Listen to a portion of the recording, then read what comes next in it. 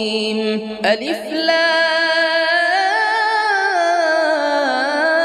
ميم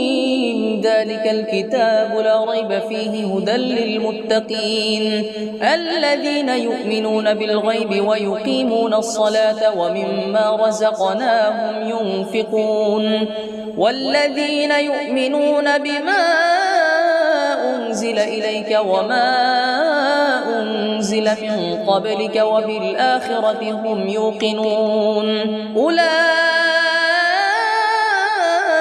على هدى من ربهم وأولئك هم المفلحون إن الذين كفروا سواء عليهم أأنذرتهم أم لم تنذرهم لا يؤمنون